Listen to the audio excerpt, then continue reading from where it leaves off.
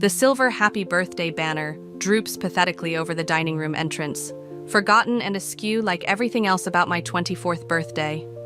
Inside, champagne glasses clink as my family celebrates Emma's latest triumph, a promotion to senior marketing director that apparently matters more than my existence.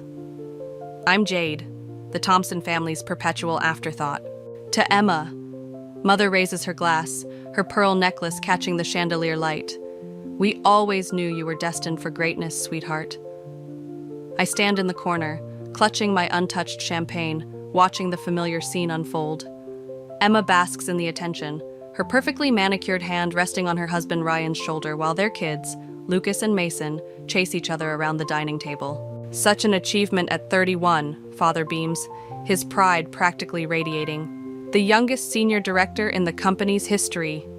The irony of celebrating Emma's success on my birthday isn't lost on me. But then again, nothing about this family ever is. I take a sip of champagne, letting the bitter bubbles match my mood. We should discuss the house renovation now, Emma announces, her voice carrying that entitled tone I've grown to despise. Ryan and I found the perfect contractor. Mother clasps her hands together. Oh, wonderful. Mark, we should help them with the down payment. I nearly choke on my drink. Last month, when I asked for help with my student loan payments, they claimed finances were tight. Funny how money materializes when Emma needs it. Actually, I clear my throat. I was hoping we could discuss. Not now, Jade. Mother cuts me off with a dismissive wave. Emma's showing us the renovation plans. I slip away to the kitchen, needing space to breathe. Through the door, I hear them continuing their discussion about Emma's perfect life. Perfect children, perfect everything. The sound of their voices draws me toward the study, where I overhear Father speaking in hushed tones. Lisa, we can't keep doing this. The investments for Emma's house, the private school for the boys, it's stretching us thin. Mark, she needs our support. She's building a life for our grandchildren. But what about, shh, someone might hear. I step back, my hand trembling as I set down my glass.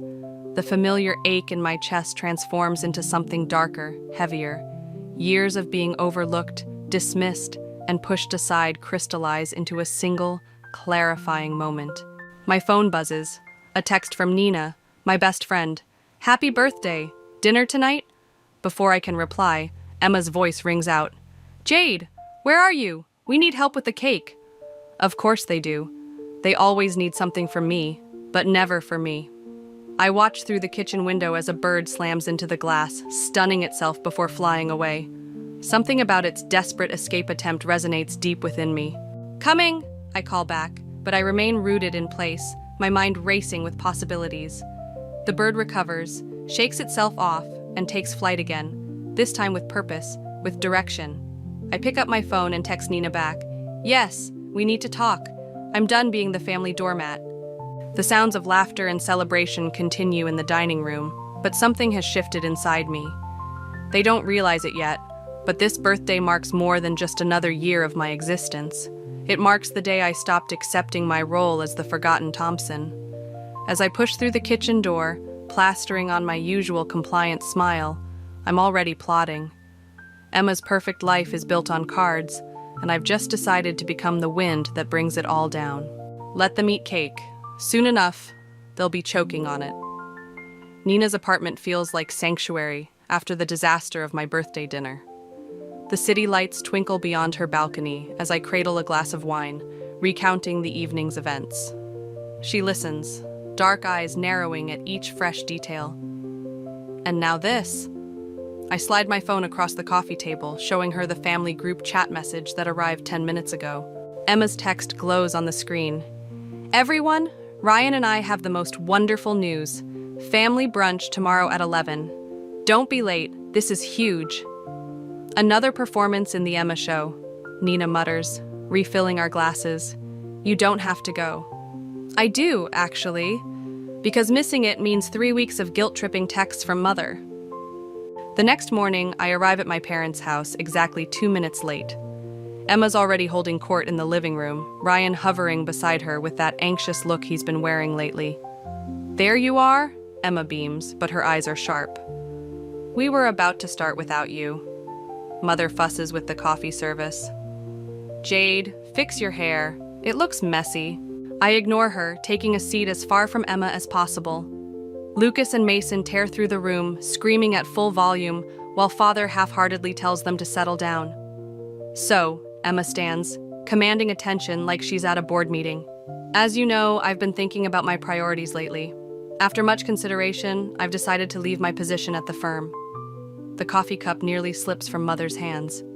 But darling, your promotion is wonderful, yes, but there's something even more wonderful.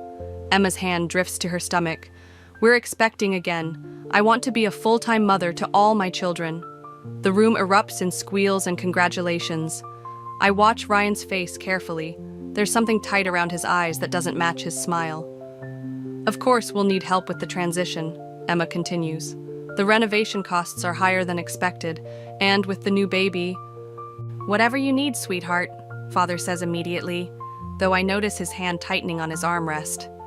I can't help myself. Interesting timing, giving up your salary right after the promotion bonus cleared. The room goes silent. Emma's smile doesn't waver, but her eyes turn to ice. Some of us prioritize family over money, Jade. That's enough, Mother snaps. Jade, why must you always spoil things? I stand up, my coffee untouched. Right, because questioning St. Emma's latest scheme is spoiling things. Never mind that my student loan payment bounced last week because the help you promised never came. Your sister has children to think about, Father says, but he won't meet my eyes. And I'm what? The family ATM? The built-in babysitter? The invisible daughter who exists to prop up Emma's perfect life? Emma steps forward, voice dripping with concern. Oh, Jade, is this about your birthday? I'm so sorry if you felt overlooked. Maybe if you had achieved something worth celebrating. The words hit like a slap. I grab my bag, heading for the door, but Emma's next words freeze me in place. Actually, since you brought up money, Ryan and I could use your help with Lucas and Mason this summer. 3 days a week? We can't afford a nanny with the renovation costs, and you're between real jobs anyway. I turn slowly, taking in the scene. My parents nodding approvingly, Ryan studying the floor, Emma's perfectly practiced expression of sisterly affection. Between real jobs, I repeat. You mean my freelance writing doesn't count as real work? Well, Emma shrugs. It's not exactly stable, is it? This would give you something meaningful to do. I look at each of them, my father avoiding conflict as usual, my mother already planning Emma's baby shower in her head, Ryan's strange nervousness, and Emma's absolute certainty that I'll cave like I always do. No, I say quietly. What? I said no. Find someone else to exploit. As I walk out, I hear Mother calling after me, but I don't stop. In my car, my phone lights up with messages, mostly variations of "How dare you" and "Your sister needs you." But there's also a text from Ryan. We need to talk, privately. I start the engine, a plan forming in my mind. Emma's perfect life is built on secrets, and I'm betting Ryan knows exactly where the cracks are. Time to start pushing. The coffee shop Ryan chose sits in a forgotten strip mall on the edge of town. Perfect for secrets. He's already there when I arrive, hunched over his phone like it might save him. Thanks for meeting me, he says, not quite meeting my eyes. His wedding ring taps a nervous rhythm against his cup.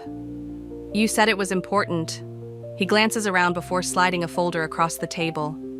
Emma doesn't know I'm here. If she finds out... Inside are bank statements, investment reports, and loan documents. My hands start shaking as I read. The numbers don't make sense. Hundreds of thousands missing, high-risk investments, massive withdrawals. She's been using Father's power of attorney, I say, the pieces clicking together. The renovation money? Isn't for renovations, Ryan's voice cracks. She's trying to cover my mistakes. I got in deep with some people, gambling. A bitter laugh escapes me. And naturally, Emma's solution was to steal from our parents. Your father's retirement fund is almost gone. His words hit like bullets. The house equity, too. She keeps saying she can fix it, that one big investment will turn everything around. My phone buzzes. Mother, probably with another guilt trip about the brunch disaster. I silence it. Why tell me this? Ryan runs a hand through his hair. Because she's pregnant again and I can't. The people I owe, they're not patient. She thinks throwing more money at it will help, but it's making everything worse. How convenient that she's quitting her job now. No paper trail linking her to the investments when it all falls apart. Jade, please, I know we've treated you. Save it. I gather the documents, my mind racing. Does anyone else know? No, Emma's too proud, and your parents trust her completely. I stand, tucking the folder into my bag. I'll need copies of everything. What are you going to do? The fear in his voice should make me feel something. Pity, maybe, or sympathy. Instead, I feel nothing but cold clarity. That depends on Emma. Later that night, I find her waiting outside my apartment. She's wearing her power suit, her armor for difficult conversations. We need to talk about your attitude, she says, pushing past me into the living room. Mother's upset, father's disappointed. How's the investment portfolio? I interrupt.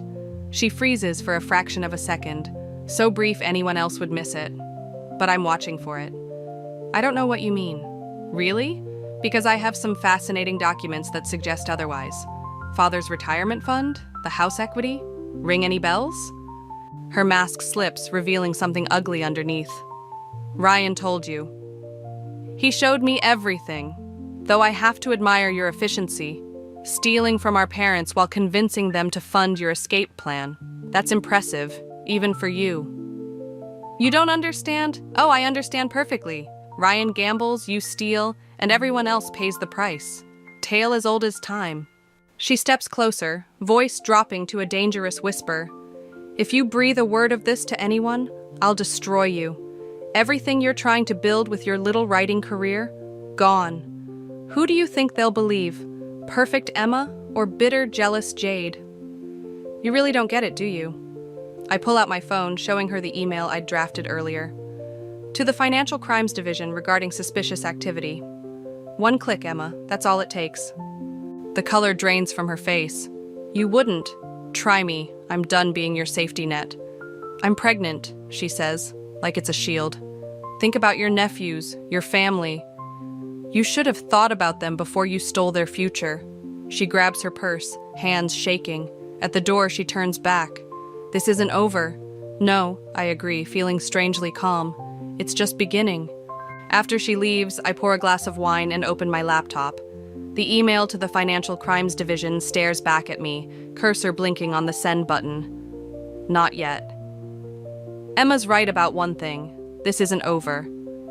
I have years of invisible wounds to repay, and I want her to feel every single one. I close the laptop and smile.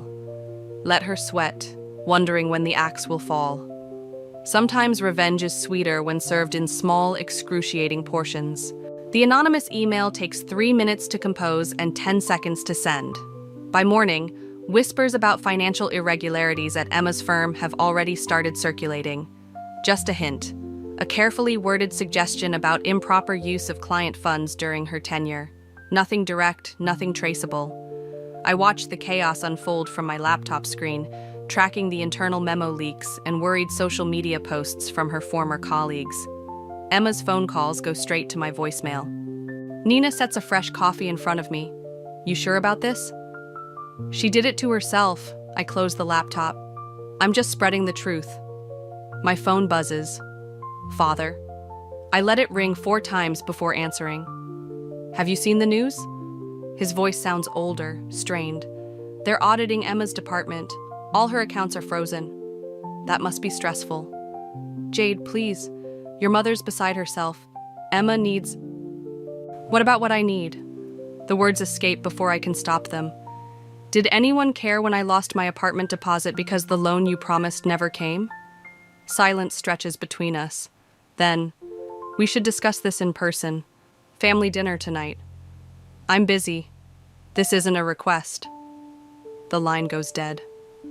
I stare at the phone, something cold settling in my stomach. Nina touches my arm. You don't have to go. Yes, I do. I stand, gathering my things. Time to watch the show. The family home looks different now, knowing what I know. Each carefully maintained flower bed, every piece of expensive furniture, all of it built on lies and theft. Emma's car is already in the driveway. Inside, voices carry from the dining room. "They can't prove anything," Emma's saying as I enter. She stops mid-sentence, her face hardening. "You?" Mother rushes to smooth things over. "Girls, please, let's just have a nice dinner." "Did you send that email?" Emma demands, rising from her chair. "Are you trying to destroy everything I've built?" "Everything you've stolen, you mean." Father slams his hand on the table. "Enough.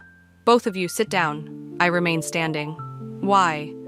So we can pretend everything's fine while Emma bleeds you dry?" "What are you talking about?"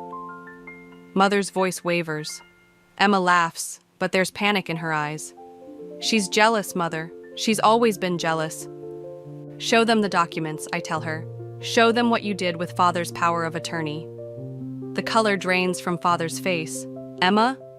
I had no choice." She's crying now, perfectly timed tears. "Ryan's gambling debts. I was trying to protect the family." "By stealing their retirement?" I pull out copies of the documents Ryan gave me. "By emptying their accounts for your investments?" Mother takes the papers with trembling hands. "Mark, these numbers. Our savings." "I can fix it," Emma insists. "I just need time." "Time for what?" I cut in. "To steal more? To run? Or maybe to have another baby and use that as a shield?" "You bitter little—" Emma lunges forward, but Ryan catches her arm. "Emma, don't." His voice is quiet. "It's over." She whirls on him. "You told her? You betrayed me?" The room descends into chaos. Mother sobbing, Father demanding explanations, Emma and Ryan arguing. I stand in the middle of it all, watching years of perfect family facade crumble. My phone buzzes again. A text from an unknown number. Interesting timing on that tip about Emma. Want to know what else she's been hiding? I slip out while they're still arguing, the text burning in my pocket like a live coal. The satisfaction I expected feels hollow, replaced by something darker. This isn't just about Emma anymore. Whatever she's involved in, it's bigger than family theft. Outside, the summer air feels thick with possibility. I could stop now, let the audit and family drama take its course.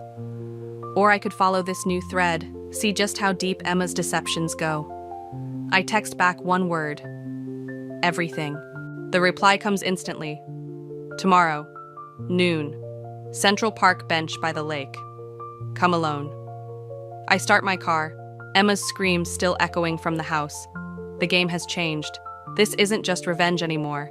It's excavation, and I'm going to dig until there's nothing left to find. The park bench feels exposed, vulnerable. I check my phone, 11:58. A man in a charcoal suit approaches, his movements precise, deliberate. He sits without looking at me. "Miss Thompson, your sister's quite the entrepreneur." "Who are you?" "Someone who's been watching Emma's creative accounting for months." He slides a USB drive between us. "Your parents aren't her only victims." I pocket the drive. "What do you want?" "Consider it a mutual interest in justice. Emma's been laundering money through her investment schemes. Your family's savings were just convenient cover." My hands clench. Of course, the perfect daughter's perfect life built on perfect lies. "How much?" "Millions, and not just local money." He stands. "Check the drive, but be careful who you tell. Some of her investors aren't as civilized as I am." He disappears into the crowd, leaving me with the weight of his words. At home, the drive reveals a labyrinth of shell companies, offshore accounts, and familiar names, including Ryan's gambling debts to people who don't forgive. My phone rings. "Mother, your father's in the hospital." Her voice breaks. Heart attack, the stress of everything. The drive burns in my laptop like a loaded gun. I'll be there. The hospital corridor stretches endlessly. Emma's there, of course, playing the devoted daughter. Her mascara-stained tears look rehearsed. "How dare you show up?" she hisses when she spots me. "He's my father, too." "Not after what you've done." She grabs my arm, pulling me aside. "The audit team found irregularities. They're expanding the investigation." "Good. You don't understand. There are people involved, dangerous people. If they think I'm cooperating with authorities, maybe you should have thought about that before involving our family in your criminal enterprise." Her fingers dig deeper. I did it for us. For the family. No. I wrench free. You did it for yourself. Like always. Mother emerges from father's room, eyes red. He's asking for both of you. Father looks small in the hospital bed, monitors beeping steadily. My girls, he whispers. Please, stop this fighting. Emma starts her performance immediately. Daddy, I'm so sorry. I was just trying to... Enough. His voice is weak but firm. The truth. Now. I pull out my phone, showing him the files from the drive. It wasn't just our money, Father. Emma's been laundering funds for criminals. You're lying, Mother gasps. Ask her about the offshore accounts. Ask her what really happened to your retirement fund. Emma's facade cracks. They threatened Ryan, his gambling debts, but they were going to hurt the boys. Father's heart monitor speeds up. Mark, Mother warns. So you sacrificed our family instead? I press. Used Father's power of attorney to clean dirty money? I had no choice. A nurse appears. You need to leave. His blood pressure. Emma shoves past me, fleeing down the corridor.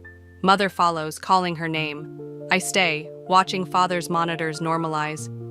I should have seen it, he murmurs. Should have protected you both better. It's too late for that. My phone buzzes, an unknown number. Decision time, Miss Thompson. The authorities get the evidence tomorrow. Your sister's associates won't be pleased. Father reaches for my hand. Whatever you're planning, Jade. Remember, she's still your sister. I look at him, really look at him, for the first time in years. The strong, intimidating father who always took Emma's side now seems fragile, human. Another victim of Emma's manipulation. She stopped being my sister long ago. Outside the hospital, I call the number back. If I give you everything I have on Emma, what happens to my family? They'll be protected, but your sister, well, both her legitimate and illegitimate associates will want their pound of flesh. I watch Emma through the hospital window, crying in Mother's arms, still the center of attention, still playing the victim. The USB drive weighs heavy in my pocket. Salvation or damnation, depending on how I use it. I'll need guarantees, I tell the voice. Written protection for my parents, Ryan, the kids. And Emma? Through the glass, our eyes meet. For a moment, I see past the perfect facade to the desperate woman beneath. She mouths something. Please. Give me 24 hours, I say, and hang up. The game has changed. This isn't about family anymore. It's about survival. And I'm not sure whose. The family gathering for Father's return from the hospital feels like a powder keg waiting for a spark. Mother's arranged everything perfectly. Food, flowers, the pretense of normalcy. Emma sits beside Father, playing the devoted daughter, while Ryan hovers nervously near the door. I clutch my phone, containing everything needed to destroy Emma's carefully constructed world. The 24 hours are almost up. A toast, Mother announces, raising her glass. To family healing. Emma's eyes meet mine across the table. She knows. She has to know. My phone vibrates. Another message from the mysterious contact. Time's up. Decision? Father sets down his fork. Girls, I've been thinking about everything that's happened. A loud knock interrupts him. Two men in dark suits enter, followed by the man from the park bench. Ryan goes pale. Mrs. Brooks, one suit says. We need to discuss some irregularities in your accounts. Emma stands, hands shaking. This isn't the time. Actually, I pull out my phone. It's exactly the time. Show them, Emma. Show everyone what you've really been doing. Jade, please. Her voice cracks. Think about the boys. Like you thought about Father when you stole his retirement? Or me when you took my college fund? The suits move closer. Mrs. Brooks, we can do this privately, or... It wasn't just me. Emma's mask finally shatters. Ryan's debts, these people were going to hurt us. I had to protect my family. By destroying ours, I project the financial records onto the dining room wall using my phone. Look, Father, every transaction, every theft, every lie. Mother gasps at the numbers. Father's face goes ashen. You don't understand, Emma sobs. They'll kill Ryan. They'll take everything. They already have. I slam my hands on the table. You took everything from all of us. And for what? To save your perfect life? The man from the park steps forward. Actually, Miss Thompson, your sister's crimes go deeper than you know. Show them the last file. My hands shake as I open it.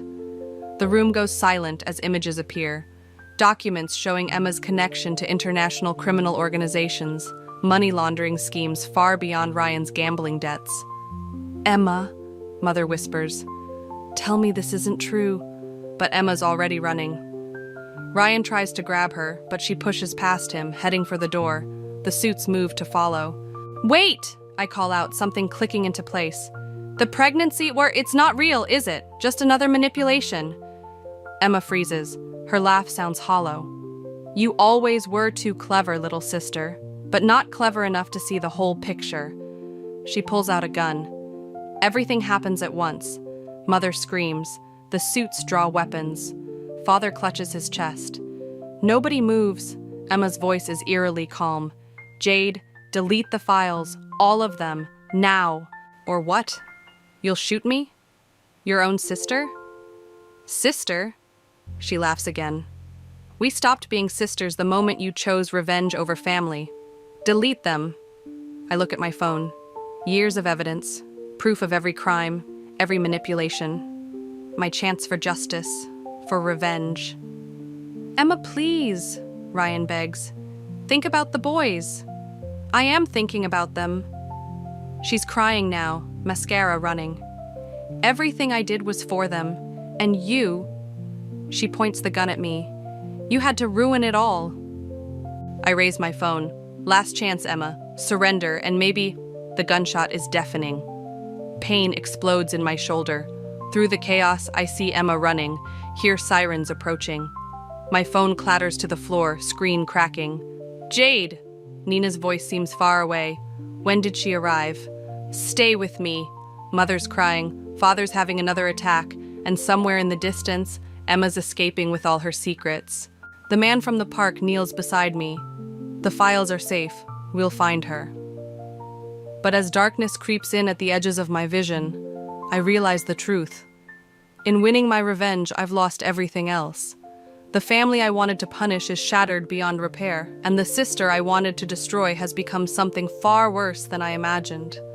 The last thing I see is my cracked phone screen, still projecting Emma's crimes on the wall, a testament to victory that feels more like defeat. Some victories, I whisper as consciousness fades, cost too much.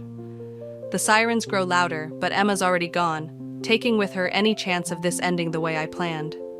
In trying to destroy her perfect life, I've unleashed something far more dangerous than simple revenge. The hospital room feels too small, my bandaged shoulder a constant reminder of Emma's final betrayal. 3 days since the shooting, and still no sign of her, until my phone lights up with a message. Storage Unit 247, come alone, or Ryan's gambling friends finish what they started. Nina tries to stop me from leaving. You can't trust her. Let the police handle it. She's still my sister. The words taste bitter, and those men will kill her. The storage facility looms against the sunset, rows of identical metal doors stretching endlessly. Unit 247's padlock hangs open, waiting. Inside, Emma stands beside a stack of boxes, looking smaller than I remember. You came alone? I step inside. Unlike you, I keep my promises. Promises? She laughs, but it sounds wrong. Like promising to protect family? Look how well that turned out. You shot me. You destroyed everything I built. You mean everything you stole? I gestured to my shoulder. Was it worth it? Becoming this? Emma moves closer, something desperate in her eyes. You don't understand. Ryan's debts were just the beginning. These people, they own me now. Every transaction, every investment, it was all them. Then why run? Turn yourself in. Get protection. Protection? She pulls out her phone, showing me a video. Lucas and Mason playing in an unfamiliar room. They took my boys, Jade. Said I had 24 hours to deliver the money or... Her voice breaks. The pieces click together. This meeting isn't about reconciliation. The files you have, the evidence, it's worth millions to the right buyers, enough to save my children. And damn everyone else? I step back. What about father's heart attack? Mother's breakdown? The family you destroyed? I never meant... She stops, head tilting. You hear that? Footsteps outside, multiple sets. They followed you, Emma whispers, or you led them here. The door slams shut. Metal groans as something heavy blocks it. Emma's phone rings. A familiar voice fills the small space. Ladies, thank you for making this easy. Where are my children? Emma demands. Safe, for now.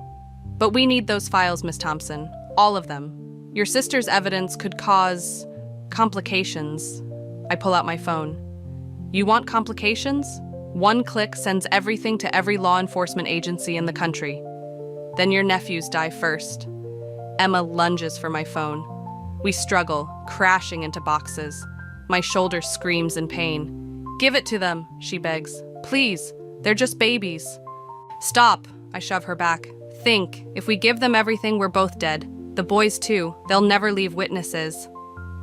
Something shifts in Emma's expression. For a moment, I see my sister again, not the perfect facade or the desperate criminal, but the girl who once protected me from schoolyard bullies. The ventilation shaft, she whispers. It connects to Unit 245.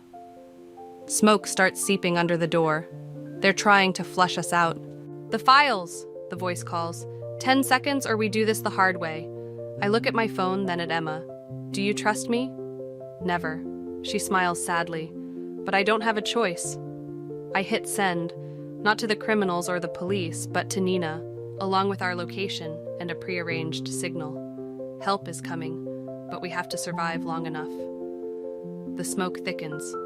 Emma boosts me toward the vent as pounding starts on the door. If we get out of this, I grunt, pulling myself up, you're still going to prison. I know. She coughs. But my boys... We'll have one parent who chose them over crime. I reach down. Now climb. We crawl through darkness as the storage unit fills with smoke. Behind us, the door gives way with a crash. They're in the vents, someone shouts. Emma grabs my ankle. Jade, I'm sorry for everything. Save it, we're not dead yet. Sirens wail in the distance. Nina came through. But as gunshots ring out below us, I realize this isn't over. Emma and I may survive this night, but our family will never be the same. Sometimes revenge doesn't end with a bang, but with two sisters crawling through darkness, running from the consequences of their choices. The courthouse steps feel colder than they should in summer. Emma stands before the judge in designer prison orange, her perfect posture finally broken. Mother clutches father's arm in the gallery, while Ryan sits alone, the boys mercifully absent. I touch my healed shoulder as Emma speaks. I accept full responsibility for my actions, she says, but her eyes find mine.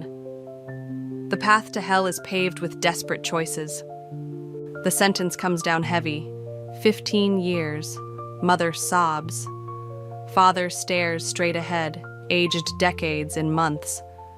I remain seated as they lead Emma away, her final glance carrying something between hatred and understanding. Outside, Ryan approaches with papers in hand. The boys ask about you. Better than asking about their mother in prison. I take the documents, adoption papers. Emma's giving up custody to protect them from her crimes. They need family, he says quietly. They have you. They need more than a reformed gambling addict. He runs a hand through his graying hair. Emma wants you to be their guardian if anything happens to me. The irony tastes like ash. The sister who shot me now trusts me with her children's future. Nina waits by her car, watching. She's been my shadow through all this, keeping me from drowning in victory's hollow echo. I'll think about it, I tell Ryan. Father catches me before I leave. Was it worth it? Was what worth it? The revenge, destroying your sister, our family. I look at the courthouse where Emma disappeared. She destroyed herself. I just exposed the truth. And now, what's left for any of us? The question follows me home, where Emma's case files still cover my desk. Evidence of her crimes, her lies, her desperate attempt to maintain her perfect life.